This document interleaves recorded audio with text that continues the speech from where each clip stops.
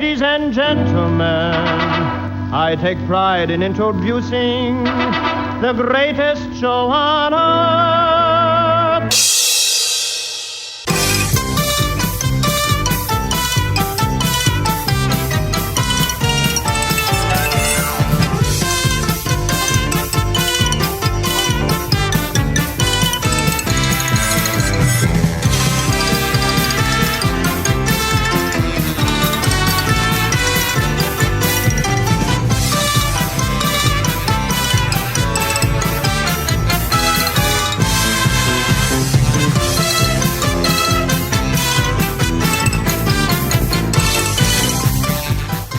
Welcome to the Uncle Floyd podcast. My name is Scott Gordon.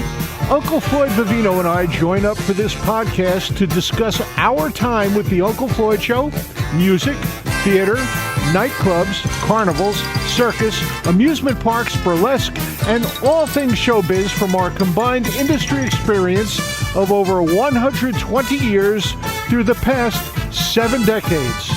We also answer questions that are emailed to ufpodcast@sge-inc.com. You will find that address and a link to support this podcast in the episode description. Join Uncle Floyd and me, Scott Gordon, now for this episode of the Uncle Floyd Podcast. All right, here we go. We're on? Another week, another podcast. We started now? We're starting right now. Okay, buddy. We're going. Dennis DeLeo, your buddy from the Bronx. He says, Floyd, I know that the New York Yankees are your favorite baseball team, but what era Yankees dynasty was your favorite?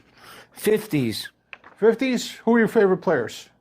Don Larson, Mickey Mantle, of course, Bobby Richardson, Joe Pepitone, Harry Bright.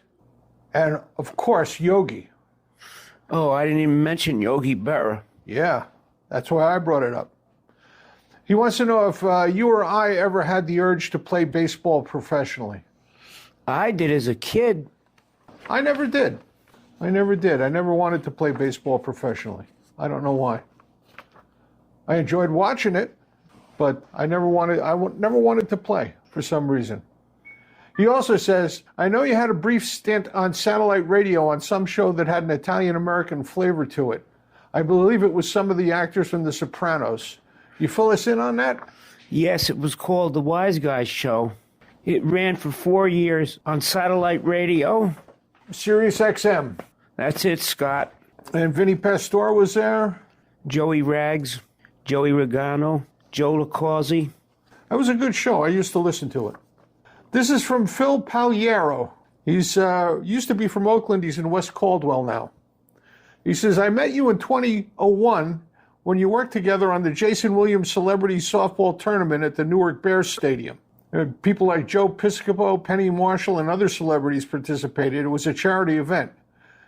He says, you were hilarious, especially during the hot dog contest. You mentioned to him you had an idea for a show that you wanted to pitch to networks called Club Has Been, where you would interview former celebrities who were no longer popular. Whatever happened to that idea? Everybody poo-pooed it. They said, no, nobody will watch this. Club Has Been. I thought it was a great idea. I thought it would be a good thing to do and get a lot of people who used to be in the limelight but no longer were. Yep. This is from Mary Francis. She has a couple of questions. She wants to know if you still have any of the pianos that were used on the show. No. And how did you get the inspiration for your skills or characters besides the famous people you imitated? On TV or piano? No, the characters that you did on TV. We just parried whatever was popular. Julia's stepchild was Julia Child, obviously.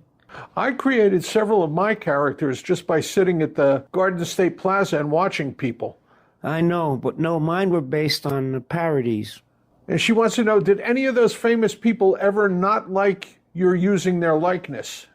Yes. And most notably? I might need your help on this. Go ahead. Who was it that didn't like what we did? Springsteen's friend? Right. It was obviously Joe Franklin, because he actually sued us for a lot of money. Joe Frankfurter. And Paco from WKTU did not like We it. called him Waco. And every prize on that went to the same person when they had a contest. Maria Delgado in Brooklyn. That's correct. I remember that. From our good friend Susie Tannenbaum. I never got to see you at Wild West City, Floyd. What were some of the songs you played there as Fresno Floyd? Cowboy songs from the 50s and 40s. Such as Pistol Packin' Mama. Windswept Desert. Yeah, Billy Boyd. Bobby Boyd records. Jimmy Rogers stuff. Shame on You. Frankie and Johnny. Shame on you. Took my car and my money. Done me wrong. That ain't funny. Woe is me. Shame on you. Susie also wants to know, how did you meet Doc Prentice? In a bar. Did you ever perform with him outside the Uncle Floyd show? Yes, I know the answer to that many, many times. You came and saw us many times. I came and saw you many times. As a matter of fact, I recorded you guys at the Anchor Tavern. In Clifton. Yeah, I recorded that. I actually still have the tape. I'd love to hear some of that. Maybe we could play a cut from it. I'll put it on the CD for you. Then you can play it on that CD player you got over there. All right. This is from Michael Lepowski. He wants to know, hey Floyd, from the early days of puppets like Kukla, Fran, and Ollie up to the Muppets and Alf, what are your thoughts on the differences, and do you like the old or the new puppets better? The old puppets better. The old puppets were really an art. You know, the mechanical puppets that they use today are more a technology than an art form, as far as I can see. That's my analysis of it. Do you agree with that? Somewhat. This is from, got to read the name, read it close. Phil Scardilli, Jr. I know that you're a big fan of Louis Prima. My question is, how did you get Russ Marlowe for the program? Russ Marlowe was one of those people who imitated Louis Prima. That's right. He's a great impersonator of Louis Prima. Yeah, he played the trumpet too a little bit. We have some of the video of Russ Marlowe on the show when we were in West Orange? Woodbridge at the Jim Monaco studio. Oh my God. And I think I also have some from Nutley. Perhaps I'll use those on the Tuesday night This Was the Uncle Floyd show sometime. I'd love to see them. I think the audience would get a kick out of it too. And this is from Al Arnone. He says, Floyd, can you do a little Mr. Grouch for me? What do you want to see him for, you pain in the neck? What are you doing here anyway? What is your function here, Scott? I read the questions, Mr. Grouch. You are the question. Why is Scott Gordon on the show? What's the answer to that? We don't know yet. He was my favorite character, Floyd. I thought Mr. Grouch was the best. I knew so many old guys like that. It made me laugh every time you did him. Every time. We haven't done him in a while. No. Got a question from Fred Knapp. He says, there's a song from the Bioya CD, Bioya 45s that we did. We gave them away on WFTU as a premium for donations. There's a song on the Bioya records by Dino and the Dinettes called The Greek Song. Right. What is the line after, Mike, he come from Greece in 1972, he opened up a diner, but he didn't know what to do. This has stumped him for years. And then it explains it on the next, but he made the soup too thick. The line, if I remember it correctly, was, and now his customers are sick because he made the soup too thick. That's right. That was the line. You're right again, Scott. That was the line. Fred, we've answered your question for years. And we have a question here from Arthur Ford. He says, Scott and Floyd, aside from being wonderfully funny, you both seem like wise gentlemen. For both of you, do you have any life advice to offer fans from your experience? Any what kind of advice? Life advice? Life advice. You know, things to guide you in your lifetime. This is the kind of questions they ask people our age, Floyd. You answer it, Scott. Me answer it? Okay. I'll give my answer. He wants to know your answer, too. After you hear mine, you might have an idea of your own. My answer would be, always get a lawyer to look over the contract. The money you spend on a lawyer inspecting a contract and telling you what it actually means may save you more money than you'd make on the contract itself. So always hire a lawyer to look at a contract when you're about to enter into an agreement with anyone about anything. What do you think about that, Floyd? My lawyer told me the same thing. Yeah, but Ray Vivino said, do the same thing.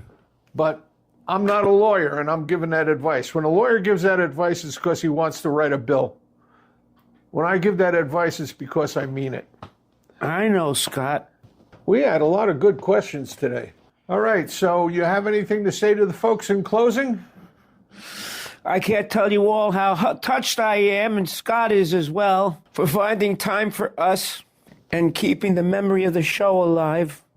And Tuesday night at 8, we have a date. That's my line. Scott likes it. I like that line. We have the best of the Uncle Floyd show. This was the Uncle Floyd show. Last week, we had a lot of good stuff. We had several routines. We had you doing Senator Stunata, talking about the Roman Empire. And we had Cut by the Ramones. We had the Ramones doing... That sounds like a good show for this week. That was done already. That was the one that we just had this past Tuesday. Next Tuesday coming up, I don't even know what's going to be on it yet. I won't know that until I sit down and pull out my book and figure out what I want to use. So if you want to get any questions answered on this podcast, all you have to do is send an email. Simple as that, to ufpodcast@sge-inc.com. I'll say that again, ufpodcast@sge-inc.com. And if you want to help us keep this podcast going, in the description of the podcast, there's a link for a place to give us a tip. That'll help us keep this going and pay for doing it, and we have to pay for having this on the air. So that'll help us do it. So if you'd be kind enough to do that, we'd appreciate it. And there's also a link there to go and see This Was the Uncle Floyd Show, which is every Tuesday night at 8. Where we have a date. Absolutely.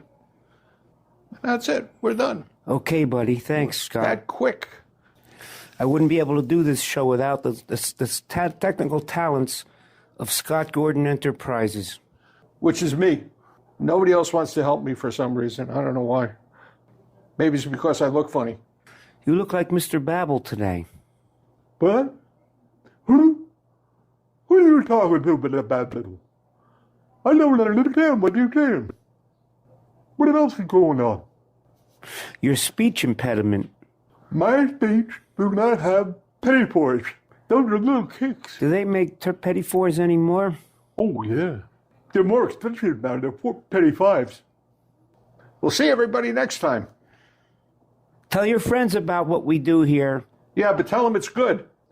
Tuesday at 8, we have a date. Tuesday at 8, we have a date for This Was the Uncle Floyd Show. And keep your eye on the podcast subscription, and you'll know when the next one of these comes up. They'll let you know.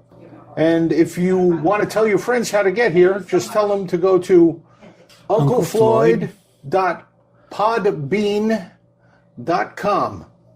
That's PODBEAN.com. And if you want to send us an email with a question, just send it to ufpodcast@sge-inc.com. And it gets right to me, and I bring it over here, read to Floyd. We answer your questions about the show or anything about show business. Any part of show business, we'll be glad to answer. Very good. All right. So, see everybody next time. At Tuesday, we have a date. This program was produced in the studios of Scott Gordon Enterprises, Incorporated in Paramus, New Jersey.